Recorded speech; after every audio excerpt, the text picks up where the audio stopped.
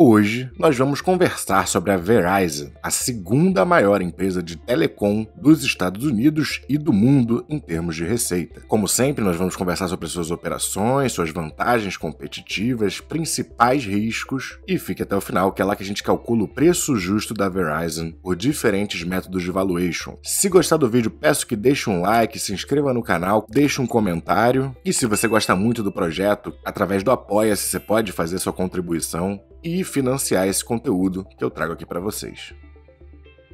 A Verizon Communications, negociada na Bolsa Americana sobre o ticker VZ, é uma empresa de telecomunicações, então vai construir a infraestrutura das redes, tanto de ligação quanto de internet móvel, seja 4G ou 5G. Também tem fibra ótica distribuindo internet pelos Estados Unidos. Eles já estão trabalhando na infraestrutura do 5G, inclusive já tem disponível em algumas partes dos Estados Unidos, mas ela ainda está em processo de investimentos, isso ainda não está tão bem organizado, a cobertura não é tão larga assim, porém, em termos de 4G, eles têm aí 99% da população coberta pela rede deles, um volume de conexões enorme, um total de 92,2 milhões de conexões acessadas no modelo pós-pago, que é a mina de ouro, né, das empresas de telecom que fornecem esses serviços, que é o que vai garantir aquela receita recorrente ali para ela todos os meses. 8,2 milhões de conexões banda larga. Sua principal competidora é a AT&T, mas quando a gente compara as opções de planos similares, tanto da AT&T com a Verizon, a gente vê que a Verizon consegue cobrar, em geral, para a maioria dos seus serviços, um patamar de preço um pouco superior à AT&T. E eu não vivo nos Estados Unidos, então não tenho contato com pessoas que usem a rede de nenhuma das duas para saber qual é mais estável, qual tem menos falha, mas em geral, se eles conseguem pedir um preço maior por um serviço similar, em alguns aspectos até mais limitado, mas ainda por um preço maior, geralmente isso acontece devido a uma percepção de qualidade do consumidor para a empresa. Em termos de 5G, ela trabalha numa linha diferente da AT&T, que a gente tem diferentes frequências do 5G. A que a Verizon usa permite velocidade de internet de fato muito mais rápidas, mas limita a expansão da rede, enquanto a AT&T usa outra banda de frequência que permite que o sinal se propague por um espaço maior, mas não permite velocidades tão rápidas, não chega nos limites que o 5G pode oferecer e promete às pessoas. E assim como a Vivo faz aqui no Brasil, além deles terem as redes, né, 5G, 4G e banda larga, eles também têm uma parte bem menor focada em serviços de segurança e internet das coisas. E eles têm também o Verizon Innovation Labs, que provém infraestrutura de pesquisa científica para diversas empresas que queiram usufruir dessa infraestrutura para teste e desenvolvimento das suas próprias pesquisas. Pela natureza do serviço que eles provêm, o quão essencial é a transmissão de dados, a telecomunicação no mundo atual, é muito difícil a gente imaginar essa empresa perdendo suas operações, tanto por já ser gigante, já ter muitos clientes, tanto por já ter a infraestrutura montada. A montagem dessa infraestrutura não é algo de investimento baixo, então a gente está falando de um setor que tem uma barreira de entrada relativamente alta e um setor que as pessoas pagam o serviço ali mensalmente. Na maioria dos serviços que ela provém, vai ter uma receita recorrente ali. Em relação à AT&T, ela vem com um dividend yield um pouco maior, de 3,37%. Isso aqui, inclusive, a gente está falando em dólar. Ou seja, num período que o dólar se valorize, a gente vai ter essa variação do dólar embutida também no crescimento dos dividendos delas. Mas, historicamente, a AT&T sempre oferece um dividend yield maior do que a Verizon. O dividend yield da AT&T, esse período, essa bagunça aqui foi por causa do spin-off que ela fez, da Warner Brothers Media, mas olhando os valores normais, antes do spin-off, ela vinha aqui com 7,47, se a gente olhar o mesmo trimestre de 2020, estava 6,84, e na Verizon a gente vinha aqui, o yield de 4,6, chegou a bater um pico de 5,23 aqui. Historicamente, o mercado exige da AT&T um dividendo maior, então estamos em um dos poucos momentos da história recente em que a Verizon está com um dividend yield inicial superior à AT&T, e olhando para a qualidade da receita, a gente vê muito pouca oscilação no crescimento ano a ano, poucos períodos de queda, e não é só no crescimento da receita. Se a gente olhar para as margens operacional e líquida, a Verizon também tem um histórico de patamar bem mais satisfatório, inclusive margem de lucro da Verizon aqui nos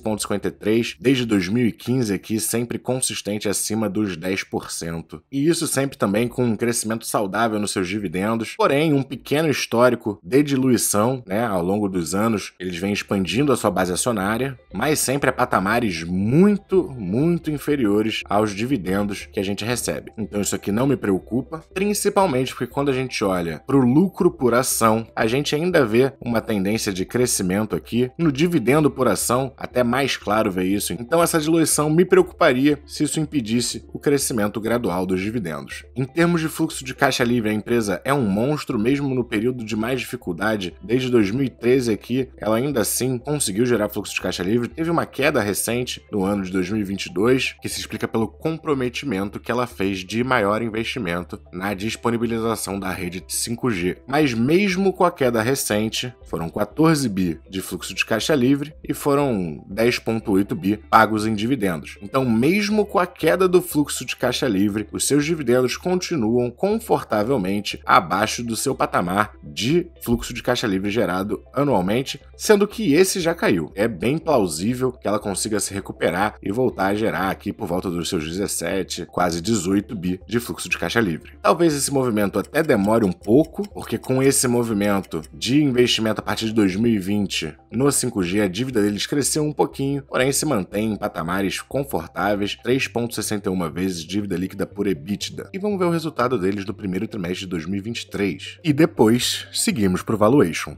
A receita operacional teve uma queda de 1,9%, quase equalizado por uma queda um pouco menor dos custos operacionais, e até um crescimento de 6,5% para o lucro líquido no trimestre. Em termos de balanço patrimonial, eles têm ativos correntes vencendo aí no próximo ano de 35,7 bi, que é um pouco abaixo das contas que vão chegar nesse período de 47,7 bi, mas como já vimos, mesmo em queda no ano de 2022, gerando 14 bi, isso mais que cobre essa diferença entre os seus ativos correntes e os seus passivos correntes. E quando a gente olha as conexões, a gente vê que para a pessoa física houve um crescimento pequeno de 1,5% para os clientes pós-pagos e uma queda de 6,1% para os clientes pré-pagos. Mas como os pós-pagos são mais relevantes em quantidade, eles conseguiram compensar e a variação total foi positiva de 0,2%. Na venda de telefones eles tiveram uma pequena queda, 0,5%, enquanto vimos também um decrescimento de 9,6% no serviço de televisão, porém um crescimento de 3,1% na internet fibra ótica. Mas mesmo com o crescimento da fibra ótica, também houve um crescimento de 2% na internet banda larga tradicional. Então tá tudo caminhando dentro do que era esperado para essa empresa. A gente não precisa se preocupar com algumas oscilações do número de clientes de um trimestre para outro, a gente tem que olhar no longo prazo. Conectividade é cada vez mais importante no mundo globalizado, e daqui a um tempo as gerações mais velhas vão ser gerações que cresceram com a internet, que estão acostumados, e as novas gerações cada vez mais dependentes também dessa conectividade, faz com que a gente esteja num setor muito perene, muito estável. Em termos de múltiplo de preço, o PL está aqui bem amassado no 6,82 vezes, o patamar mais baixo desde 2013. Enterprise Value por EBITDA aí já não está nos menores patamares desde 2013, mas ainda assim um patamar inferior ao que a gente consegue desde 2016. Quando a gente olha o seu ROI, desde 2018 bastante alto, já foi mais perto dos 30 e poucos por cento, atualmente está aqui nos 24,2%, o retorno sobre capital investido está aqui nos 10,4% nos últimos 12 meses, e apesar de ter havido um decrescimento desse retorno desde aqui 2015 até os patamares atuais, ela ainda tem um ROIC atrativo de 10,4%. E esses dividendos de 7,4% no último ano vêm alinhados de um payout de 50,2%, então bem baixo, bem confortável, com espaço para ela continuar crescendo ao longo do tempo esse dividendo, porém a gente espera um crescimento bem pequenininho, em linha com o que já tem sido. O crescimento do último ano foi de 1,95%, eu não espero muito mais que isso, é porque a sua receita não vai crescer muito mais que isso também. Quem investe nessa empresa está procurando estabilidade e obviamente não pode estar buscando um crescimento grande, até porque já está recebendo um dividend yield enorme que, se reinvestido, vai permitir os juros compostos fazerem sua mágica. Mas vamos logo ao que interessa, o cálculo do preço justo da Verizon, e depois do valuation eu vou também fazer aquele comentário macro, como é que os mercados estão se comportando e onde é que tem oportunidade, na minha opinião.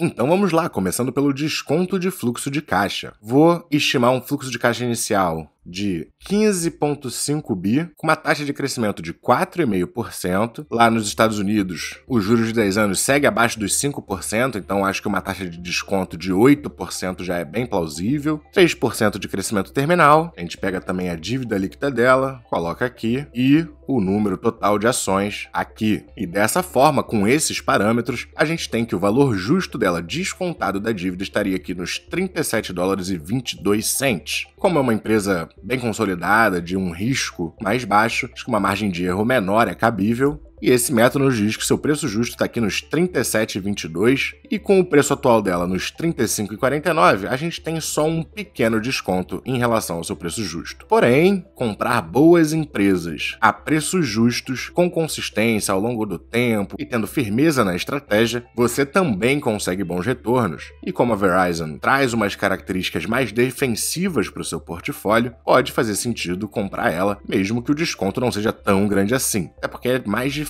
encontrar desconto lá no mercado americano do que aqui no brasileiro, então a gente tem que ter uns parâmetros um pouco diferentes, a sensibilidade do que é bom e o que é ruim muda se você está falando de ações brasileiras ou de ações americanas. Pelo método de Graham, vou pegar o lucro por ação da Verizon de 5,15 aqui, 5,14, perdão, voltar a taxa de desconto aqui para os 8% e para o crescimento vou estimar os mesmos 4%. E pelo método de valuation de Graham, a gente teria que o preço justo da Verizon está aqui nos $46, aplicando uma margem de erro de 15%, até os 39 seria uma boa compra. Para o método de Peter Lynch, a gente vai pegar o PL da empresa, estimar os mesmos 4, 5% de taxa de crescimento, e atualmente o dividendo dela está aqui de 7,34. Então, se ela não pagasse dividendo, ela estaria bem cara, uns 72% acima do seu preço justo. Porém, com esse dividend yield altíssimo, a fórmula nos diz que ela está mais perto de uns 40% de desconto. E por final, vamos usar os métodos de valuation de Gordon e o desconto de fluxo de dividendos. Afinal, é uma empresa de dividendos, então faz todo sentido usar esses métodos. O dividendo dela foi de $2,60 nos últimos 12 meses, com os mesmos 8% de taxa de desconto e um crescimento para os dividendos de 2% ao ano, a gente chegaria, pelo valuation de Gordon, a um preço justo nos $44, estimando esses mesmos 2% de crescimento, inclusive na perpetuidade, e com os mesmos 8% de taxas de desconto. Pelo desconto de fluxo de dividendos, a gente chega num preço justo um pouquinho mais baixo, aqui nos $39,79. Então todos os métodos estão falando que ela está mais ou menos ali entre 37 e 44. Então dá pra gente ter uma boa noção que provavelmente o valor intrínseco dela tá de fato nessa banda. E agora cabe a você continuar suas pesquisas pela empresa, continuar buscando entender as características dela para decidir se cabe ou não na sua carteira. Vamos agora ver o fechamento da semana para eu dizer aonde eu tô vendo oportunidade, mas antes, gostou do vídeo?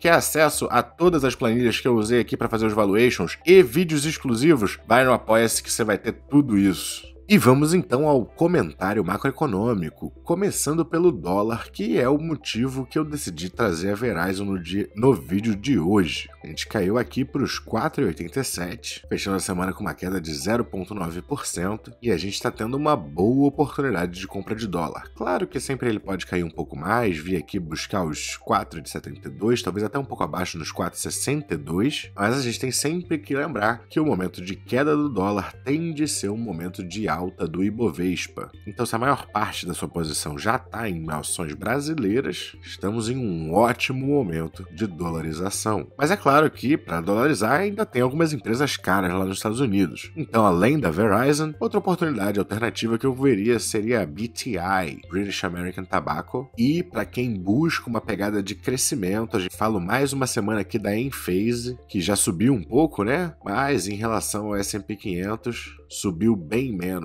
O S&P 500 já recuperou bem mais em relação ao seu topo do que a Enphase. Mas é uma empresa de muita qualidade, muito crescimento e é cara.